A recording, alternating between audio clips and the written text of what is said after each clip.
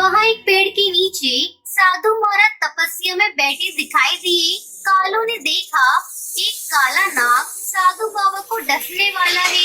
उसने कुछ भी देरी न करते हुए झट से नाग को उठाया और एक और फेंक दिया। हिमाचल गांव की मुखिया कड़कनाथ अपने बेटे कालू कौवे से बहुत परेशान रहते थे। कालू अपने पिता के साथ किसी भी काम में हाथ नहीं बटाता था, बस सारा दिन इधर उधर दोस्तों के साथ घूमते रहना और खाली समय मिले तो सोते रहना। कड़कनाथ मुखिया को इसी बात की चिंता रहती थी कि कालू पर कभी गांव को संभालने की जिम्मेदारी आई तो वो कैसे जिम्मेदारी को संभाल पाएगा। इसलिए एक दिन गुस्से में आकर कड़कनाथ कालू से बोला, कालू, तू कब तक इस तरह निठल्ला घूमता रहेगा? तेरी उम्र के कौवे शहर जाकर बड़ी बड़ी नौकरियां कर रहे हैं या फिर अपने पिता के साथ गांव की पंचायत में बैठते हैं। पर तुझे मैं कह कह कर थक गया। तू भी कुछ काम कर लिया कर। पर तेरे काम में तो जू तक नहीं रहनी थी। मैंने फैसला किया है, अब तुम गाँव में तभी आओगे जब कुछ काम धंधा सीख जाओगे। अरे कैसी बातें कर रहे हो? अकेला कौवा कहाँ कहाँ भटकेगा। माँ, मुझे नहीं जाना कहीं भी। मैं पतंग उड़ाने बबलू के घर जा रहा हूँ। खबरदार, जो पतंग उड़ाने गए मैंने कह दिया सो कह दिया। अब तुम कल सुबह काम की तलाश में जाओगे और कोई काम सीख कर ही लौटोगे। कड़कनाथ ने जबरदस्ती कालू कौवे को काम ढूंढने भेज दिया ताकि वो एक जिम्मेदार कौवा बनकर आ सके। कालू काम की तलाश में निकल तो पड़ा, पर उसका मन बिल्कुल नहीं था। उड़ते उड़ते कालू एक जंगल में पहुंचा।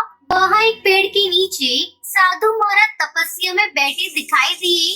कालू ने देखा एक काला नाग साधु बाबा को डसने वाला है। उसने कुछ भी देरी न करते हुए झट से नाग को उठाया और एक और फेंक दिया। शोर से साधु बाबा की तपस्या टूट गई। उन्होंने नाग को झाड़ियों से भागते देखा।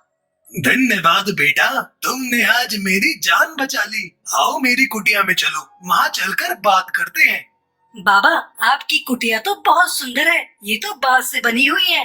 बेटा, ये बांस की कुटिया मैंने खुद बनाई है। बांस को जोड़ जोड़ कर बहुत मेहनत से मैंने इसे तैयार किया है। बाबा, क्या मैं कुछ दिन यहाँ आपके पास रह सकता हूँ? हाँ बेटा, बिल्कुल रह सकते हो। कालू साधु बाबा के साथ ही रहने लगा। वो साधु बाबा की बहुत सेवा करता था। वहाँ पर कालू कौवे ने बांस से घर बनाना सीखा। एक दिन साधु बाबा कालू से बोले, कालू बेटा, मुझे यहाँ से दूसरे स्थान पर जाना है। अब तुम्हारा भी अपने गांव लौटने का निश्चित समय आ गया है। पर बाबा, मुझे तो मेरे पिताजी ने कहा था जब तक मैं कोई काम धंधा नहीं ढूंढ लेता तब तक मैं गांव वापस नहीं जा सकता। काम तो तुमने सीख लिया बेटा। तुमने बांस के घर बनाने सीखे हैं, वो भी बहुत मेहनत का काम है। अब तुम अपने गांव जाना और वहाँ पर तुम जल्दी ही बांस के घर बनाना शुरू कर देना। बस ये काम है। एक दिन ये बांस के घर तुम्हारे बहुत काम आएंगे। कालू साधु बाबा से विदा लेकर वापस गांव पहुंच जाता है और अगले दिन बांस मंगवा कर पूरे गांव में बांस के घर बनाना शुरू कर देता है। पता नहीं इस कौवे को मैंने काम धंधा ढूंढने भेजा था, पर ये तो बांस के घर बनाने में लग गया है। देखने में घर कितना सुंदर और मजबूत है। पर ये घर किस काम के? यहाँ कौन रहेगा? हैं? गांव में सबके अपने अपने घर, अपनी अपनी जमीन जायदाद है और ये फिजूल की मेहनत कर रहा है। कालू कुछ ही दिनों में पूरे गांव में जगह जगह बांस के घर बना लेता है। मानसून आ चुका था और हिमाचल गांव में कई दिनों से मूसलाधार बारिश हो रही थी। एक शाम पानी का बहाव तेज हो गया, जिससे हिमाचल गांव बाढ़ की चपेट में आ गया। हिमाचल के साथ साथ आसपास के बहुत से गांव बाढ़ में डूब रहे थे। हिमाचल गांव के पक्षी हाहाकार मचाने लगे। तभी उन्हें गांव में बने बांस के घर दिखाई दिए, जो काफी ऊंचे बने हुए और उन बांस के घरों की छत तक बाढ़ का पानी नहीं पहुंच रहा था। पूरे गांव ने बाढ़ से बचने के लिए कालू के द्वारा बनाए गए बांस के घरों में शरण ली। कड़कनाथ भी अपने बेटे कालू और अपनी पत्नी सुंदरी के साथ उसी बांस के घर में शरण लेता है।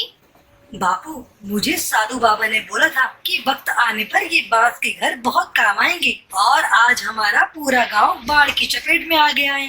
गांव में एक एक घर बाढ़ में डूब गया है, पर ये बांस के बने घर नहीं डूबे। हमारा पूरा गांव सुरक्षित है। हाँ कालू बेटा, तुमने तो सचमुच अपने गांव के लिए जो किया है वो मैं भी नहीं कर सकता। मुझे तुम पर गर्व है मेरे बच्चे। कुछ दिनों बाद सब कुछ ठीक हो गया। गांव वालों ने कालू की बहुत तारीफ की और फिर कालू खुशी खुशी अपने गांव में रहने लगा। तो ये थी आज की कहानी। वीडियो अच्छी लगी हो तो इस वीडियो को लाइक और शेयर करना ना भूलें।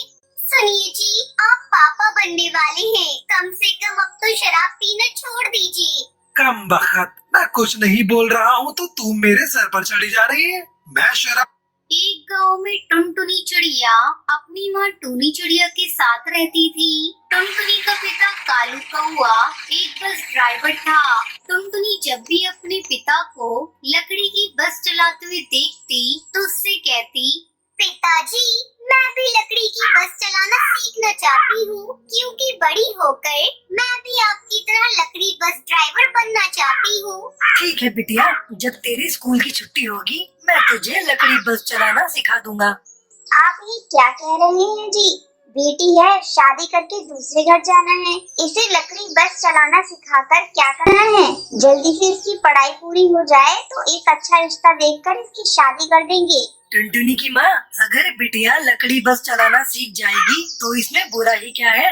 बेटा तू उदास मत हो, तेरी माँ तो कुछ भी बोलती रहती है। मैं तुझे लकड़ी बस चलाना जरूर सिखाऊंगा, ये मेरा वादा है। इस तरह कुछ दिन बीत जाते हैं। वादे के मुताबिक कालू टुनटुनी को बस चलाना सिखा देता है। कुछ समय बाद पढ़ाई भी पूरी हो जाती है। एक दिन जब कालू कौआ भोजन कर रहा था तब टूनी चिड़िया उससे कहती है, सुनो जी, अपनी टुनटुनी बड़ी हो गई है, कोई अच्छा रिश्ता देखकर उसके हाथ पीले कर दो। कब तक बेटी को घर में बिठाए रखेंगे?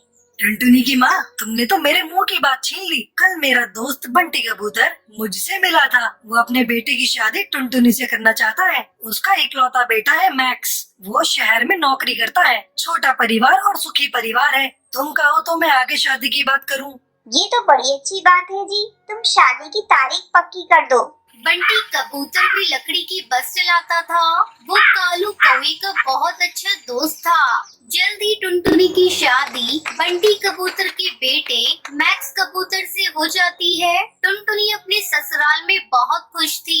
अचानक एक दिन मैक्स की नौकरी छूट जाती है और वो शराब पीकर घर आता है। ये क्या जी, आपने तो शराब पी रखी है, लेकिन आप तो शराब कभी पीते ही नहीं थे। उस दिन की बाद से मैक्स रोज रोज शराब पीकर घर आने लगा और जरा जरा बात पर झगड़ा करने लगा। इसी बीच टुनटुनी अंडे देने वाली होती है। वो ये बात मैक्स को बताती है। सुनिए जी, आप पापा बनने वाले हैं, कम से कम अब तो शराब पीना छोड़ दीजिए। कम बखत, मैं कुछ नहीं बोल रहा हूँ तो तुम मेरे सर पर चढ़ी जा रही है। मैं शराब रोज पीऊंगा, तेरे बाप की नहीं पीता। आपको पता है, शराब पीने से आपकी तबीयत खराब हो जाएगी। अगर आपको कुछ हो गया तो मेरा और मेरे आने वाले बच्चे का क्या होगा? तू ऐसे नहीं मानेगी, मैं अभी तेरा इलाज कर देता हूँ। इतना कहकर वो एक छड़ी से टुनटुनी को पीटने लगता है। जब टुनटुनी का ससुर बंटी उसे बचाने आता है तब नशे में धुत मैक्स अपने पिता के सर पर वार कर देता है। बंटी वहीं मर जाता है।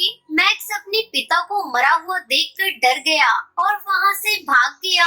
टुनटुनी के साथ बंटी को मरा हुआ देखकर अपना सब कुछ खो बैठती है। इस तरह एक महीना गुजर जाता है। घर का सारा पैसा खत्म हो गया। तब टुनटुनी लकड़ी की बस चलाने का फैसला करती है। माँ जी, मैं बस चलाने जा रही हूँ, आप अपना घर का ध्यान रखिएगा। लेकिन बहू, तू तो माँ बनने वाली है, ऐसे में तेरा बस चलाना ठीक नहीं होगा। पर माँ जी, घर में कोई कमाने वाला बच्चा भी तो नहीं है। अब मैं चलती हूँ, आपका भोजन बनाकर रख दिया है, समय पर खा लीजिएगा। इतना कहकर टुनटुनी वहाँ से चली जाती है। दिन भर टुनटुनी बस चलाती है और शाम होने पर अपने घर लौटती है। माँ जी, ये देखिए, आज मैंने बस चलाकर बहुत सारे पैसे कमाए हैं। अब आपको चिंता करने की बिल्कुल भी जरूरत नहीं। टुनटुनी तो जैसी बहू पाकर मैं धन्य हो गई। कुछ दिनों बाद मैक्स कबूतर घर लौट आता है और अपने किए की माफी मांगने लगता है। लेकिन टुनटुनी चिड़ियों से माफ नहीं करती और उसे वहाँ से भगा देती है। मैक्स, मैं अपनी बच्ची पर तुम्हारा साया भी पड़ने देना नहीं चाहती। इस तरह दोनों सास बहू खुशी खुशी रहने लगती है। अगर आपको ये वीडियो पसंद आई हो तो इसे लाइक